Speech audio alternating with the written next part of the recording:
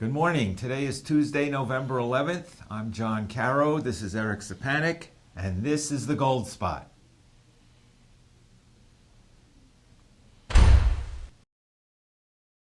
Eric, I was looking at the Wall Street Journal this morning. I know you were.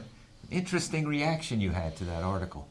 Yeah, I said every time I'm reading, whether it's Janet Yellen or Jerome Powell, you would think at this point in time they're almost promoting our business as, gold dealers, because I've never seen more reasons to buy gold than after listening to what comes off the lips of these financial leaders.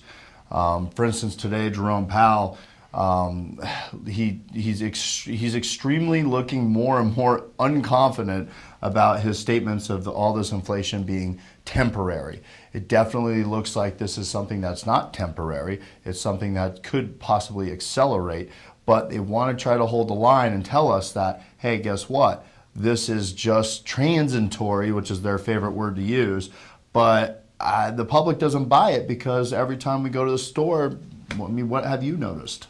Empty shelves, which I never thought I'd see in my lifetime.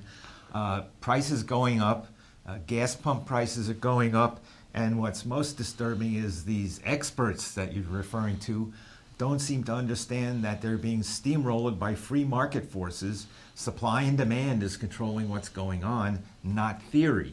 And the result is we have policymakers telling us one thing, and over here, it's the old story, the emperor's new clothes. He doesn't have any on. Mm-hmm. They don't know what they're doing.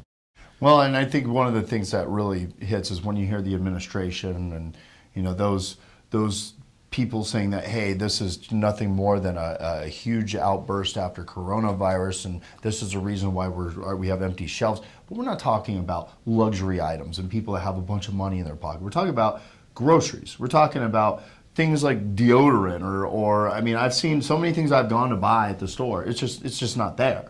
That's not something that's been driven by some sort of robust, awesome economic policy. People are going to buy, those essentials no matter what's going on. So I find that to be kind of a big sign that we're not only are we being misled, we're being lied to.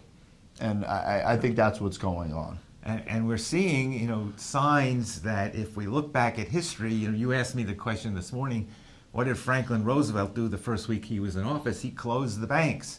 And right after that, he seized everyone's gold to balance the budget.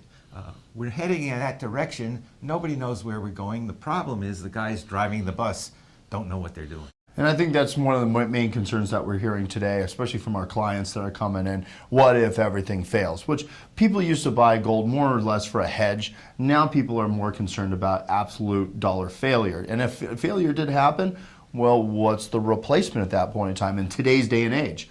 Could it be gold? Could it be digital currency? Because we hear a lot of people talking about Bitcoin.